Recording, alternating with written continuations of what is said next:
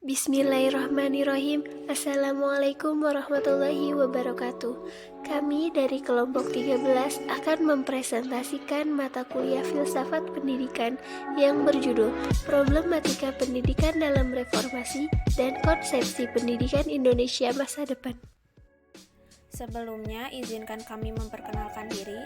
Nama saya Siti Aisyah Resdani Hanifah dengan nomor NIM 12020700071. Perkenalkan, nama saya Tala Alasapata dengan nomor NIM 12020700078. Sebelum kami memulai presentasinya, kita awali dengan membaca basmalah bersama-sama. Bismillahirrahmanirrahim. Untuk materi yang pertama akan disampaikan oleh rekan kita saya dengan judul Problematika Pendidikan Nasional Reformasi. Problematika Pendidikan Nasional Reformasi.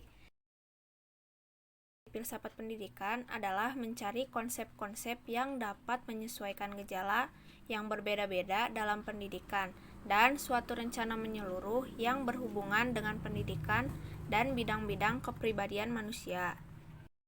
Filsafat dalam masalah pendidikan di Indonesia. Masalah pendidikan adalah masalah di kehidupan manusia itu sendiri.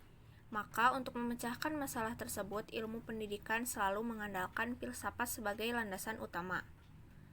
Filsafat dan filsafat pendidikan adalah hal yang perlu untuk diketahui dan dipelajari sebagai seorang guru. Ada beberapa masalah pendidikan di Indonesia, antara lain kualitas guru masih rendah dan salah pegang materi. Yang kedua, sistem pendidikan yang masih bermasalah. Yang ketiga, sarana dan prasarana yang kurang memadai. Yang keempat, kurangnya tanggung jawab oleh semua pihak. Yang kelima, kurangnya dana yang memadai. Yang keenam, kurangnya pengakuan terhadap kualitas lulusan. Mokhtar Bukhari membagi masalah pendidikan di Indonesia itu menjadi 3 peringkat. Yang pertama, problem fundamental, artinya ketidakjelasan pengertian mutu pendidikan. Karena pergantian pemimpin yang selalu berubah-ubah di Indonesia, maka akan berganti juga kebijakan tentang pendidikan. Yang kedua, problem struktural, yaitu terjadinya keketatan birokrasi yang menyebabkan lambatnya pelayanan pelaksana pendidikan. Yang ketiga, problem operasional, yaitu profesionalisme guru masih rendah dan berakibat juga terhadap mutu lulusan. Selanjutnya, materi yang kedua adalah metode dan pendekatan filsafat pendidikan masa reformasi. Terdapat 2 aspek yang mendekatkan kepada lahirnya reformasi pendidikan, yakni yang pertama aspek internal, yaitu kualitas pendidikan yang diselenggarakan seperti kurikulum pembelajaran. Yang kedua, aspek eksternal, yaitu tuntutan perubahan yang sesuai dengan perkembangan zaman. Ada beberapa kendala yang dihadapi oleh sektor pendidikan Indonesia yang menjadi alasan kuat tentang perlunya melakukan reformasi sistem pendidikan nasional. Adalah sebagai berikut. Yang pertama, rendahnya mutu pendidikan sedangkan tingginya angka putus sekolah. Yang kedua, rendahnya kesadaran dan penguasaan teknologi. Yang ketiga, belum terciptanya budaya belajar di kalangan masyarakat. Yang keempat, profesionalisme dan tingkat kesejahteraan guru masih belum sesuai. Yang kelima, menurunnya status kesehatan. Yang keenam, menurunnya moral, budi pekerti, dan rasa toleransi di kalangan peserta didik.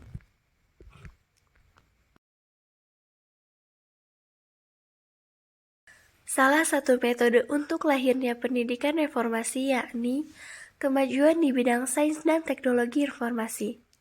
Karena membawa perubahan pada hampir seluruh aspek kehidupan manusia. Aksesibilitas informasi yang sangat cepat seolah meniadakan sekat-sekat konfigurasi geografis. Permasalahan pendidikan nasional dapat diselesaikan dengan beberapa metode yang dipandang dapat mengeluarkan bangsa Indonesia dari rendahnya daya saing bangsa ini terhadap bangsa-bangsa lain di dunia.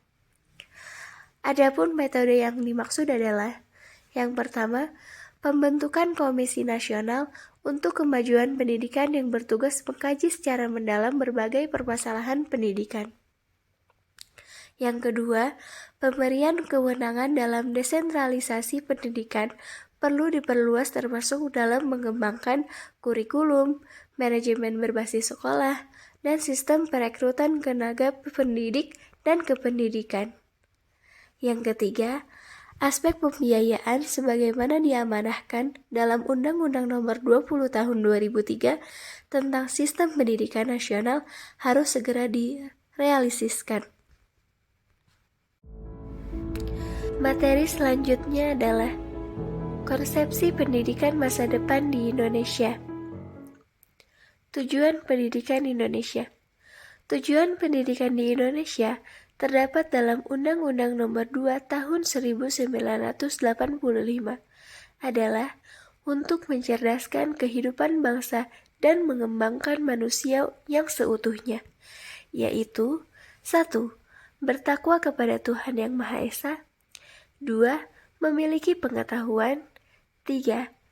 Sehat jasmani dan rohani. 4. Memiliki budi pekerti luhur. 5. Mandiri. 6. Kepribadian yang mantap. Dan 7. Bertanggung jawab terhadap bangsa. Untuk mencapai tujuan-tujuan di atas dengan baik, ada beberapa ketentuan. Antara lain adalah 1. Suatu tujuan pendidikan harus ditegakkan di atas aktivitas dan keperluan yang sesungguhnya dari orang-orang tertentu yang harus dididik. 2. Suatu tujuan pendidikan haruslah dapat diterjemahkan menjadi metode untuk bekerja sama dengan aktivitas anak didik. 3. Para pendidik haruslah berhati-hati dan waspada terhadap tujuan yang menurut perkiraan bersifat umum. Konsepsi pendidikan nasional. Pendidikan mempunyai peranan utama dalam kehidupan setiap bangsa.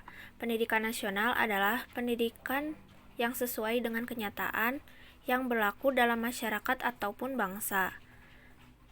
Diperlukan strategi untuk reformasi pendidikan nasional ini.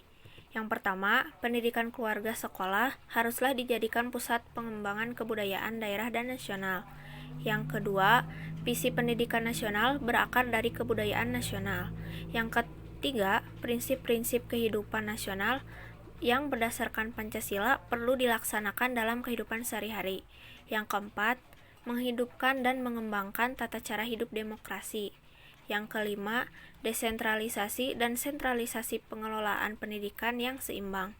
Yang keenam, kelembagaan Departemen Pendidikan dan Kebudayaan. Ada 7 ciri pendidikan di masa depan, yaitu yang pertama, berfokus pada pemenuhan potensi unggul setiap anak. Yang kedua, keseimbangan beragam kecerdasan, seperti kognitif, emosi, dan spiritual. Yang ketiga, mengajarkan life skills. Yang keempat, sistem penilaiannya berbasis portofolio dari hasil karya siswa. Yang kelima, pembelajaran berbasis kehidupan nyata dan praktek di lapangan. Yang keenam, guru lebih berperan sebagai motivator dan fasilitator agar anak mengembangkan minatnya masing-masing.